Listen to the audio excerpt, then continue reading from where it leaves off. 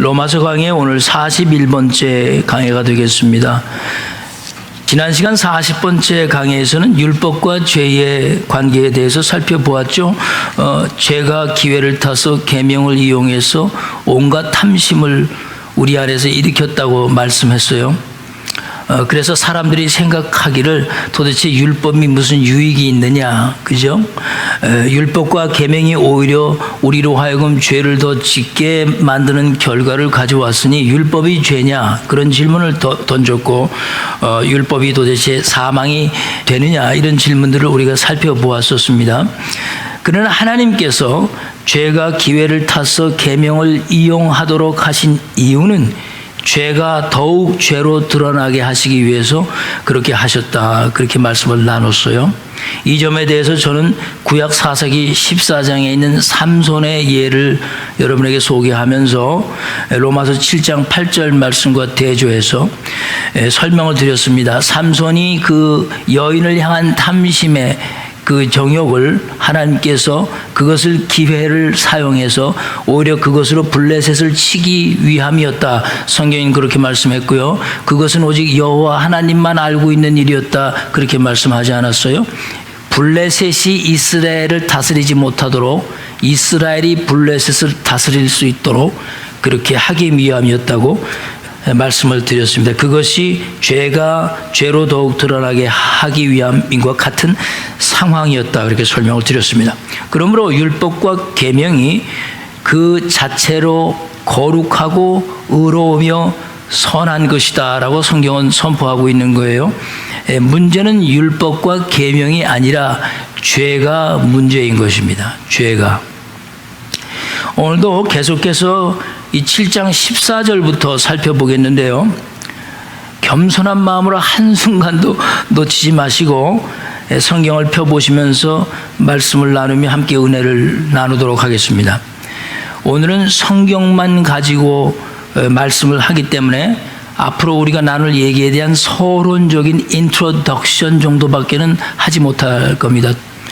기도드리겠습니다. Let us pray. 하나님 아버지, 저에게 겸손함을 주셔서 주의 이 말씀을 받을 수 있도록 우리의 영혼이 준비되게 도와주옵소서.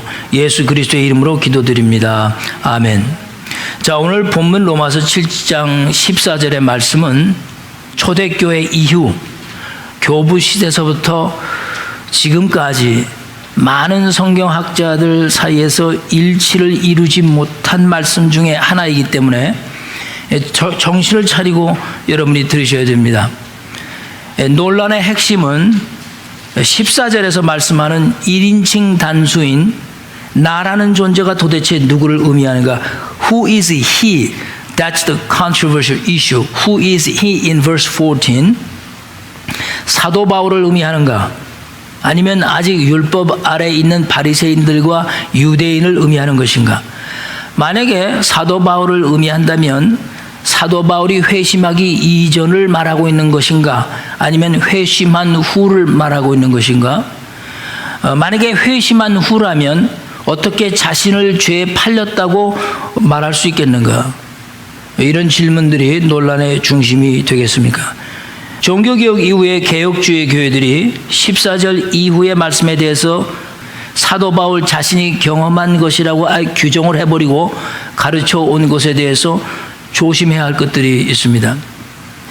그것은 14절에 이 글을 사도 바울로 인식을 할 때 일반 신도들이 흔히 생각하기를, 사도 바울도 자신이 원하던 선은 행하지 않고 원치 않는 악을 행했다면 나같이 이렇게 평범한 사람들은 오히려 자신을 위로하면서 마치 위대한 신앙인이 되기 위해서는 이 7장의 이런 과정을 다 겪어가야 하는 것처럼 생각해버리기 때문입니다. 그죠? 물론 14절 말씀에 나라는 존재가 사도 바울이 아니라는 뜻도 아니고 그리스도인이 아니라는 뜻도 아닙니다. 제가 말씀하는 요점은 성경이 말씀하는 것을 이해하기 어렵다고 해서, 너무 복잡하다고 해서 그냥 훌쩍 뛰어 넘어가 버리는 이런 우리들의 태도에 대해서 이런 자세를 버릴 필요가 있다. 그것을 지적하는 것입니다. 이런 점을 마음에 두고 오늘 본문을 살펴보기 전에 여러분과 제가 꼭 분명하게 알아두어야 할 것이 있습니다. 그것이 바로 성경의 권위에 관한 것입니다. 도대체 하나님의 말씀인 이 성경의 권위가 어디서부터 나오는 것일까? 성경을 쓴 사람들이 하나님의 영감을 받아서 기록한 것이기 때문에 성경에 권위가 있다고 말할 수 있는 것입니까? 아니면 단순히 성경이 하나님의 말씀이기 때문에 이유 여하를 막론하고 누가 썼든지 상관없이 권위가 있는 것입니까? 만약에 성경이 하나님의 말씀이라 권위가 있다면 어떻게 그것을 입증할 수 있겠습니까? 저와 여러분이 이 성경의 권위에 대해서 분명해야 할 것은 여러분이 읽고 여러분이 보고 여러분이 듣고 하는 모든 성경 말씀의 권위가 성경 밖에서 주어지는 것이 아니고 성경 안에서부터 나온다는 사실을 인정해야 합니다. 세계적으로 권위 있는 신학자가 또 혹은 큰 교회 유명한 목사들이나 부흥사들이 성경에 대해서 무언가를 입증했다고 해서 성경의 권위가 인정되는 것이 절대 아닙니다. 성경의 권위가 성경 안에서 입증되고 나오는 것이라면 저는 이 점에 대해서 오늘 여러분과 제가 교독한 이 요한복음 1장의 말씀을 가장 우선순위로 두겠습니다. 특별히 요한복음 1장 1절과 2절 말씀입니다. Let's go to John chapter 1 verse 1 and 2. We already read it this morning. 자, 성경이 이렇게 기록합니다. Look carefully verse 1 and 2. 태초에 말씀이 계시니라. 이 말씀이 누구와 함께 계셨으니 하나님과 함께 계셨으니 이 말씀은 곧 하나님이시라. 2절 verse 2 그가 태초에 하나님과 함께 계셨고. 자, 이 말씀에는 두 가지 중요한 점을 말씀했습니다. Two core things in this passage here. 첫째는 말씀이 누구라고 그랬어요? 하나님이시다. 이게 중요한 거죠. 둘째로 중요한 것은 여기에 또 다른 한 사람을 거론했는데 2절에 그를 언급한 겁니다. 여기 2절 말씀에 그가라고 했는데 여기서 그는 그러면 누굽니까? 바로 예수 그리스도를 뜻하는 것입니다.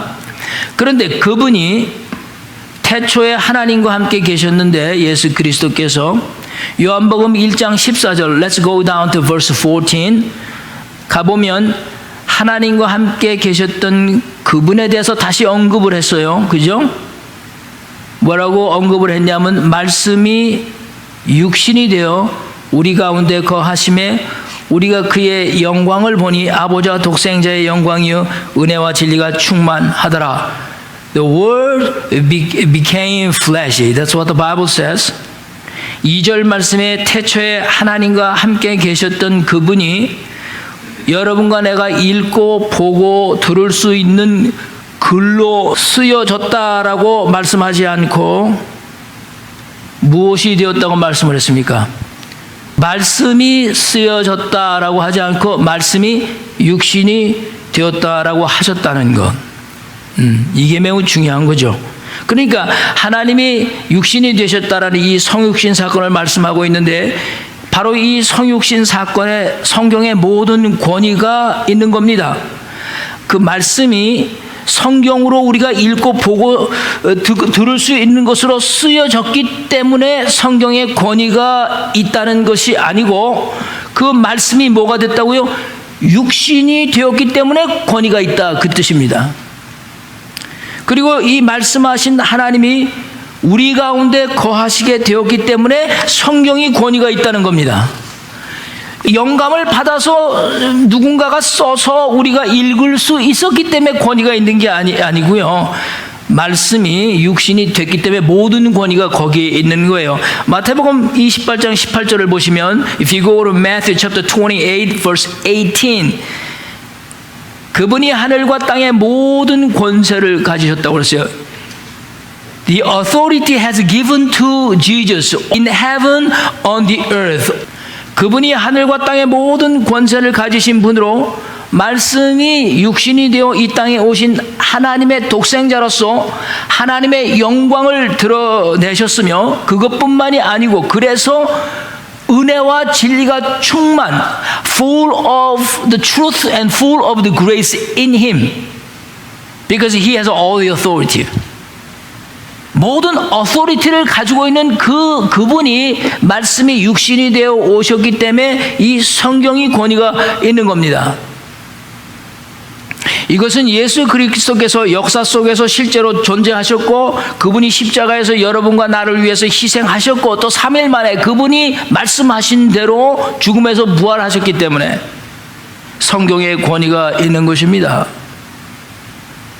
만약에 그분이 존재하지 않았다면, 그분에게 모든 authority, 권한이, 권세가 없었다면 성경은 아무런 권위가 인정될 수 없는 겁니다. 그러므로 여러분과 내가 이 성경을 해석하고 이해하려고 할 때 그분을 배제한 상태에서 성경에 관해서 아무리 좋은 얘기를 하고 듣기 좋은 얘기를 하고 귀에 쏙쏙 들어오는 유창한 말로 얘기를 하고 학식적인 말로 논리를 다 펴도 그리고 감동적인 얘기들을 막 드러내서 눈물을 흘릴 정도로 만들어도 예수 그리스도가 배제된 그 모든 얘기 속에는 성경의 권위가 없다, 그 뜻입니다. 종종 그리스도인들이 이 성경을 이해할 때 예수님이 배제된 상태에서, 주로 신학자들이 많이 그러기도 하는데요, 어떤 주제에 깊이 빠져들어가는 겁니다. 마치 그런 성경적인 주제에 빠져들어가는 것이 성경의 권위를 인정하는 것처럼 여기기도 한다, 그 말이죠. 그러나 어떤 주제가 성경의 권위를 절대 부여해 주지 못합니다. 예를 들면 십자가, 구속, 중생, 회개, 축복, 뭐 이런 주제들을 아무리 우리가 좋은 말로 표현하고 다 얘기를 나누어도 그 모든 것은 권한을 가지고 있는, 권위를 가지고 있는 예수 그리스도를 더욱 드러내게 하기 위해서 주어진 작은 소주제들일 뿐입니다. 예수 그리스도 없이는, 말씀이 육신되어 성육신 되신 예수 그리스도 없이는 이런 주제를 아무리 열심히 공부하고 아무리 열심히 논하고 아무리 잘 풀어 헤쳐도 여러분과 내 영혼에 유익한 것이 없는 겁니다. 이런 논리로 성경을 이해하다 보면 오늘날 강단에서 선포되는 말씀들 보면은 정말 기가 막힌 거예요. 기가 막힌 거죠. 이런 주제들은 단지 성경 전체에 흐르는 예수 그리스도와 하나님 나라에 관해서 쉽게 풀어가기 위해서 잘 정리된 단편 이야기들일 뿐입니다. 이런 성경의 권위의 맥락에서 오늘 여러분과 나는 본문의 말씀을 살펴보려 하는 것입니다. 먼저 14절 말씀이, Let's go back to Romans chapter 7 verse 14. 14절 말씀이 초대교회 교부 시대서부터 현재까지 성경을 연구하는 학자들 사이에서 일치하지 못하는 점이 있다고 해서 이런 주제에 너무 깊이 빠져들면 안 된다, 그 말씀을 전 지금 하고 있는 거예요. 어떤 사람들은 예수는 없고 그런 주제에만 깊이 빠져들거든요. 아무리 성경이 어렵고 이해하기 힘들어도 성경에는 솔직히 말씀드려서 이해 안 되는 것이 또한 없습니다. 여러분과 나의 지식의 풍부함에 의해서 성경이 이해되어지는 게 아니고 성령의 도우심으로 성경의 모든 말씀들이 이해가 되는 것입니다. 그러므로 어떤 주제가 여러분과 나를 구원에 이르게 하는 것이 아니라 오직 성육신하신 모든 권위를 갖고 계신 예수 그리스도만이 여러분과 나를 구원에 이르게 하는 것입니다. 여러분과 제가 앞으로 살펴보려는 이 주제나 질문들 자체가 중요한 것이 아니라 예수 그리스도를 더욱 깊이 알기 위함이라는 것을 여러분이 잊지 마셔야 합니다. 자, 이제 14절 말씀을 함께 읽어보겠습니다. 로마서 7장 14절 말씀입니다. 시작. 우리가 율법은 신령한 줄 알거니와 나는 육신에 속하여 죄 아래 팔렸도다. 자, 여러분이 이 말씀을 지금 읽으셨습니다. 무슨 말씀이신지 이해가 되십니까? 말씀이 아주 혼란스럽지 않습니까?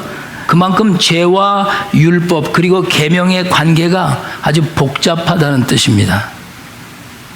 율법이 신령하다라고 했는데 율법이 신령하다는 것은 율법 자체가 매우 영적이다 그 뜻입니다.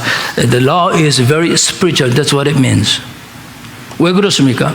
지금까지 여러분과 내가 계속 살펴본 대로 6장에서 율법은 죄를 깨닫게 해주는 역할을 하기 때문에 영적일 수밖에 없는 겁니다.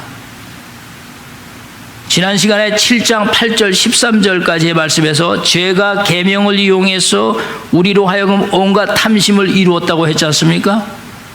그렇게 하신 이유가 죄를 죄로 더욱 드러나게 하시기 위함이라고 그랬어요. 그래서 율법과 계명이 영적일 수밖에 없는 겁니다.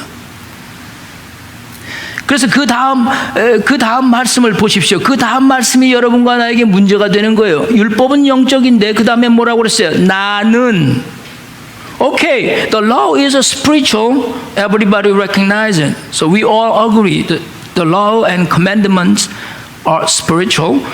Then I am. 나는 그런데 어디에 속했다고 그랬어요? 육신에 속해서 뭐에 팔렸다고 그랬어요? 죄에 팔렸다. 라고 말씀을 하고 있는 겁니다. 그렇다면 육신에 속해서 이 죄에 팔린 이 사람은 도대체 누굽니까?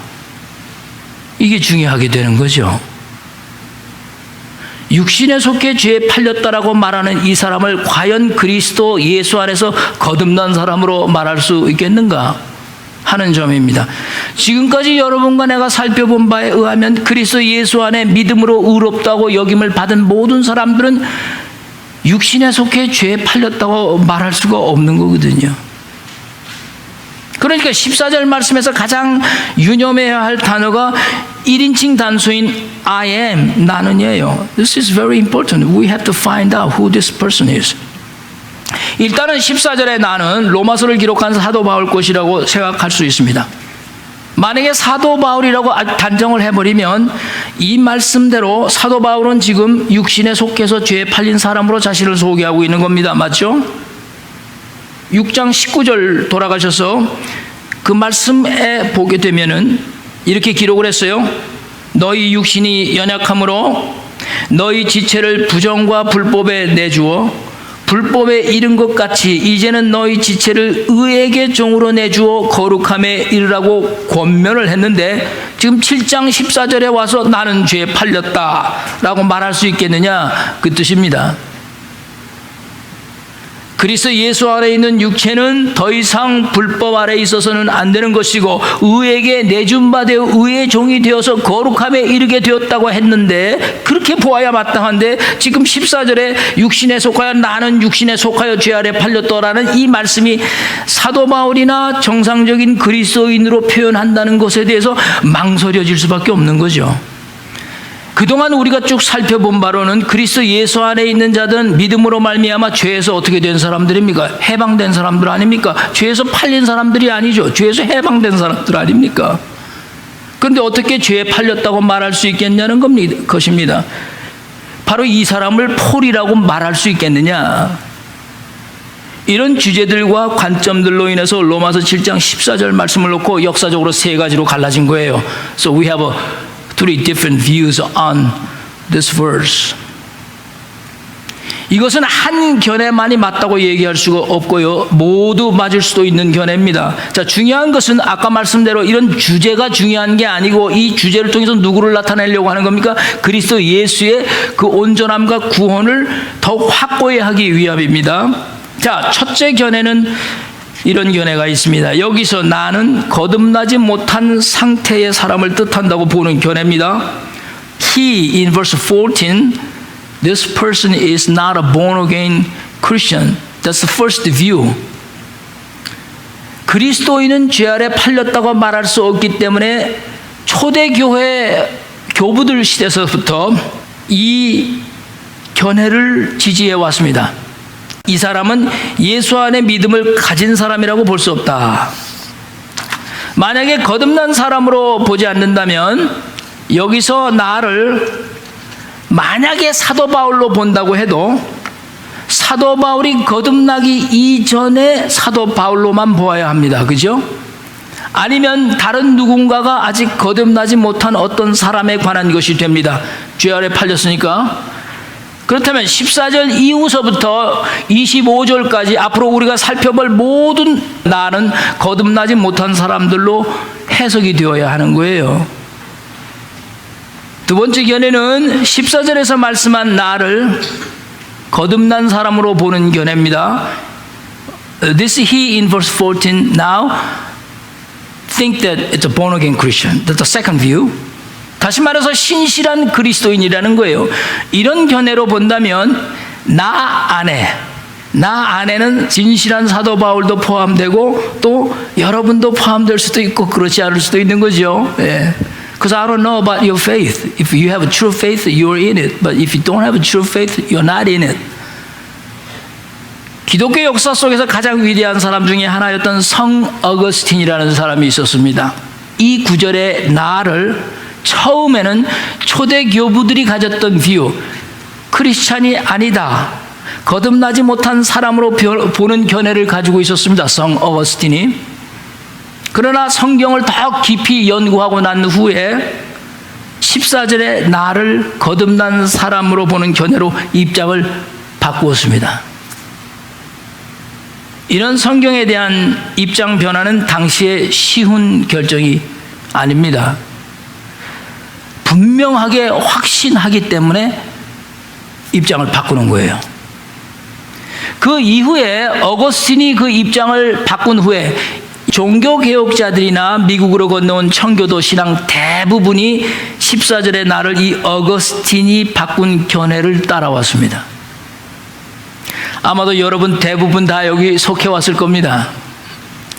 자, 세 번째 견해는 어떤 견해냐 하면요. Now let's go to third view. 거듭난 사람이긴 하지만 초기 단계의 신앙으로 보는 견해입니다. This he in verse 14 is a carnal Christian. 사도 바울이 거듭나고 난 후 아직 신앙이 깊지 못했을 때일 수도 있고 아니면 교회는 다니면서도 아직 구원의 확신도 없이 덜렁덜렁 다니는 사람일 수도 있습니다. 최근에 19세기 이후에는 이 14절의 나를 거듭난 사람 중에서 초기 단계에 있는 사람들로 보는 세 번째 견해를 지지하는 성경학자들이 많아졌다는 겁니다.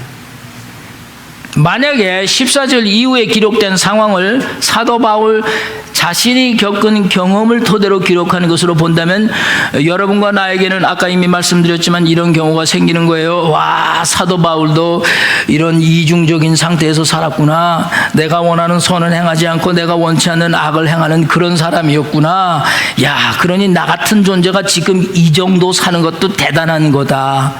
이게 그냥 더 성숙한 그리스도인이 되기 위해서 가는 과정이구나. 이렇게 위로하게 되겠죠. 오히려 자기 자신을 질책하기보다는 스스로를 사도 바울과 비교하면서 위로하면서 넘어가는 거죠. 대부분 다 그렇죠. 그렇다면 이런 상태가 정말 성경이 바라는 것이고 로마서를 기록한 그 의미인가? 아니면 이런 견해는 바꿔야 할 견해인가? 한번 살펴보자는 겁니다. 자, 지금까지 가지고 있던 여러분의 선입관님을 버리셔야 됩니다. 성경은 일단 누가 성경을 보면 모두들 성경을 볼 때 자기가 이미 가지고 있는 선입관들을 다 가지고 성경을 보기 시작을 합니다. 그래서 결국 그 안에서 벗어나지 못하는 거예요. 그래서 참된 진리도 못 볼 때가 많아요. 그러니까 여러분들이 이 로마서 7장 14절을 제대로 이해하려면 가지고 있던 선입관님을 다 버리고 나서야 가능한 겁니다. 자, 그 사람이 누군지는 아직 우리가 결정하지 않았습니다.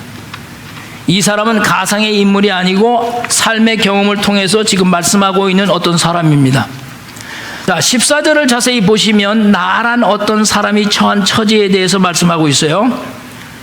The verse 14 tells about situation of this person. 이 사람 처지가 어떤 상태입니까?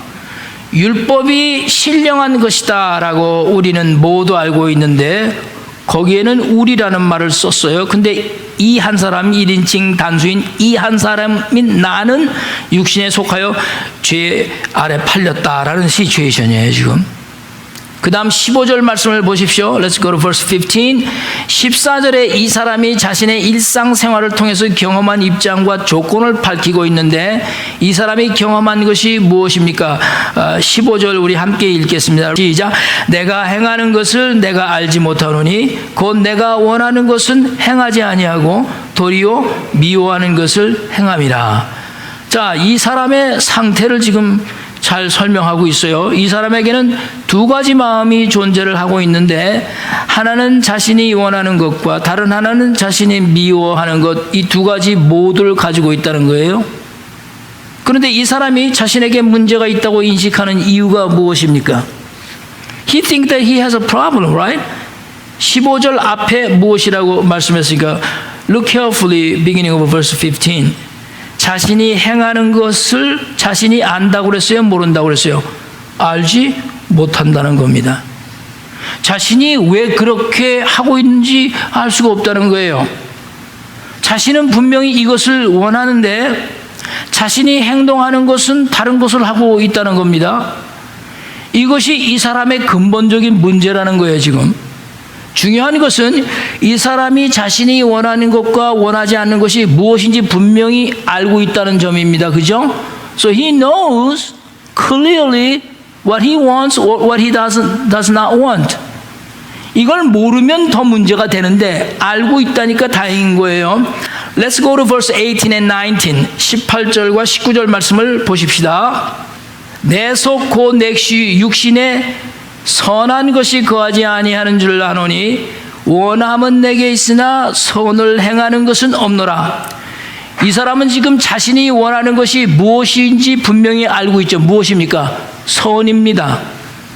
이 사람이 원하는 것은 선입니다. 그리고 원하지 않는 것은 무엇입니까? 19절입니다. Let's go to verse 19. 같이 읽겠습니다. 19절 시작. 내가 원하는 바 선은 행하지 아니하고 도리어 원하지 않은 바 악을 행하도다. 그러니까 이 사람은 자신이 원하는 것과 원하지 않는 것이 무엇인지를 분명히 알고 있는 사람이에요. 그렇다면 이 사람은 어떻게 선과 악을 분명하게 구별할 수 있는 능력이 있는 것일까요? 선과 악을 구별할 수 있다는 것은 무엇을 분명하게 알고 있다는 뜻입니까? 율법과 계명을 분명하게 알고 있기 때문에 뭐가 선이고 뭐가 잘못된 건지 알죠. 율법이 없을 때는 사람들이 죄를 지어도 뭐예요? 죄를 지은 줄 몰랐는데 이 사람은 지금 율법과 계명을 알고 분명히 깨닫고 있기 때문에 자기가 하고 있는 걸 보면서 선과 악을 분별할 수 있는 거예요. 예를 하나 들겠습니다. 이 예는 모든 사람들에게 다 관여되는 예입니다. 어떤 부부가 살았어요. 아내는 예수를 열심히 잘 믿었습니다. 반대로 남편이 또 열심히 예수를 잘 믿을 수도 있겠죠. 그런데 남편이 예수를 믿지 않는 거예요. 아내는 늘 하나님의 말씀과 계명을 배우고 그것이 무엇인지 알고 그 하나님의 말씀대로 살려고 노력을 하고 생각을 합니다. 그래서 내가 예수 믿지 않는 남편에게 잘해 주어야지. 내가 그에게 축복의 통로가 돼 주어야지 하고 마음을 굳게 먹고 오늘은 내가 십자가를 진다. 그러고서는 마음을 굳게 먹고 딱 하려고 딱 생각을 했어요. 이것이 내가 진짜 원하는 바예요. 그런데 남편의 얼굴을 딱 보는 순간 갑자기 그런 마음이 싹 사라져 버린 거예요. 남편의 입에서 나오는 말과 행동을 대면하면서부터 내가 원하던 것이 있었음에도 불구하고 내 행동과 말이 전혀 원하지 않는 거로 나오기 시작하는 겁니다. 여러분은 이런 경험을 해보신 적이 있으십니까? 하나님의 말씀을 몰라서 그렇게 행동을 하는 게 아닙니다. 다 잘 배웠어요. 다 잘 알고 있어요. 그런데 갑자기 내가 원하는 건 분명히 이거였는데 내가 지금 행동하는 걸 보면 내 원하는 대로 행동하지 않는 거예요. 내가 왜 이러는지 잘 모르겠는 거예요. 반대로 한번 생각을 해볼까요? 남편은 남편대로 아내에게 잘해줘야지. 그리고 앞으로는 내가 아내와 함께 교회도 나가야지. 예수 잘 믿어야지. 그런 생각을 마음에 하고 있습니다. 그게 진짜 그 남편이 원하는 겁니다. 그런데 일 끝나고 집에 막 가려고 하는데 친구가 전화가 왔어요. 술 한잔 하자는 겁니다. 오늘은 내가 아내를 위해서 일찍 들어가려고 마음을 먹었는데 아내에게 빨리 가야지 하면서도 발걸음이 다른 곳으로 가고 있는 겁니다. 문제가 무엇입니까? 자신이 원하는 것은 하지 않고 자신이 하고 싶지 않은 것을 하고 있는 거예요. 몰라서 그렇습니까? 아닙니다. 잘 알고 있습니다. 믿음이 있는 사람이든지 믿음이 없는 사람인지 누구나 다 이렇게 될 수 있어요. 믿음 때문에 이렇게 되는 것만은 아닙니다. 그런데 16절 말씀을 보십시오. Let's go to verse 16. 성경이 뭐라고 말씀했어요? 16절 말씀 같이 읽겠습니다. 시작. 만일 내가 원하지 아니하는 그것을 행하면 내가 이로써 율법이 선한 것을 시인하노니. 들으셨습니까? 지금 이 말씀을. If you do what you do not want, that means you are agree to the law is good and spiritual. 이 말씀의 뜻을 아주 듣기 좋은 현대말로 바꾸면 이런 뜻입니다. 내가 원하지 않는 행동을 하면서도 그것을 해서는 안 된다고 계속 생각을 한다는 것은 그건 내가 율법이 선하고 옳다는 사실에 동의를 하는 겁니다. 그 뜻입니다. 이것이 하나님의 말씀대로 사는 것이 아닌데 하고 가책을 느끼면서 이래서는 안 되는데 하면서도 이것이 잘못된 것이다라고 알면서도 자기가 원하지 않는 걸 하고 있을 때는 율법과 계명이 옳다는 것을 인정하고 있는 너 자신을 보라, 그 뜻입니다. 요 율법을 인정하느냐 안 인정하느냐에 따라서 믿는 자와 믿지 않는 차이가 달라지는 것뿐입니다. 하나님의 말씀을 모르는 사람이 어떻게 자신이 원하는 것을 하지 않고 자신이 원하지 않는 것을 하고 있는 것이 율법에 위배되고 계명에 위배되고 따르지 않는 것이라는 생각을 할 수 있겠어요? 하나님 말씀 자체도 모르는데. 그런데 17절 말씀을 보십시오. Let's go to verse 17. 자, 이제 오늘 정리를 합니다. 17절 말씀을 보십시오. 같이 읽겠습니다. 시작. 이제는 그것을 행하는 자가 내가 아니요 내 속에 거하는 죄니라. 자, 지금 이 말씀을 하셨습니다. 14절에 이 사람, he in the verse 14, 만약에 자신이 원하지 않는 것을 자기가 한다면 그것은 내가 하는 것이 아니라 내 속에 무엇이 죄가 하는 것이라고 단호하게 지금 말하고 있는 거예요. 그러니까 이 사람은 자신 안에 무엇이 도사리고 있다는 것을 깨닫고 있는 사람입니까? 죄가 도사리고 있다는 것을 깨닫고 있는 겁니다. He verse 14, he knows that sin is in him and he knows that. 만약에 이 사람이 거듭난 사람이 아니라면, if this person is not born again Christian, 어떻게 자신 안에 죄가 거하고 있다는 것을 깨달을 수 있겠습니까? How can he understand and believe that if he is not a Christian, sin is in him, if he is not a Christian? 18절과 20절 말씀을 보십시오. 17절 말씀에 대해서 구체적으로 보충해서 설명을 하고 있는 거예요. 자신이 원하는 것과 원하지 않는 것에 대해서 그 정체를 밝혔는데, 자신이 원하는 것은 선이다라고 밝혔고 자신이 원하지 않는 것은 악이다라고 밝혔어요. 그러면서 21절에 Let's go to verse 21. That's the conclusion. 자신의 상태에 대해서 결론적인 것을 말씀하고 있어요. 그 결론이 무엇입니까? 이런 두 가지 마음을 통해서 그가 깨달은 것이 하나 있어요. 한 법을 깨달았다고 그랬어요. 그 법이 무엇입니까? verse 21. 우리 함께 읽겠습니다. 21절 말씀 시작. 그러므로 내가 한 법을 깨달았노니 곧 선을 행하기 원하는 나에게 악이 함께 있는 것이라. 이것이 14절의 사람이 깨달은 겁니다. 분명한 것은 14절에 이 사람이 악을 행하기 원하는 나에게 선이 함께 있다고 말하지 않고 무엇을 원하는 나에게, 선을 행하는 것을 원하는 나에게 무엇이 함께 있다고 그랬어요? 악이 함께 있다고 그랬어요. 선을 먼저 강조했다는 것을 중요하게 생각하셔야 됩니다. 항상 악을 먼저 행하려는 것과 항상 선을 먼저 행하려는 것은 굉장히 차이가 있는 것입니다.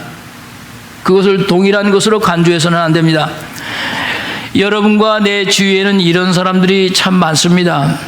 자신이 진실한 그리스도인이 되기를 원하면서도 세상에 깊이 연관이 되어서 죄에서 벗어나지 못한 상태에 있는 사람들입니다. 또 다른 한 사람은 하나님이 말씀하시고 하나님이 사랑하시는 것을 하려고 노력하면서 열심히 세상에서 살고 있지만 예수를 믿지 않고 거듭나지 않은 사람입니다. 14절 말씀에 나라는 존재가 거듭난 사람인가 아니면 거듭나지 못한 사람인가를 결정하는 것은 매우 중요합니다. 왜냐하면 앞으로 나를 어떻게 인식하느냐에 달려있기 때문입니다.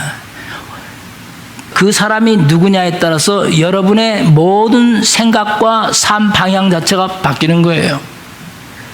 만약에 여러분들이 7장 14절에서 25절까지의 말씀을 사도 바울 자신이 경험한 것으로 이해하면 어거스틴이 얘기하고 여지껏 개혁주의자들이 믿어왔던 그대로 여기서 말하는 사람은 이 사도 바울이 경험한 것으로 이해하고 사도 바울도 이런 두 가지 마음의 자세를 가지고 살았기 때문에 나도 그럴 수 있다고 판단을 하면서 사도 바울이 원래 말씀하고자 하는 목적에서 빗나가 버리고 지금 이렇게 살고 있는 이 모습이 잘못되어 있는 모습인지도 깨닫지 못하고 이것이 그냥 이렇게 살면 위대한 신앙이 되는 과정이라 생각을 한다면 우리는 뭔가 잘못되어 있다, 그걸 말씀하는 겁니다. 다음 주에 계속해서 말씀하도록 하겠습니다. To be continue next week. 우리 기도하시겠습니다.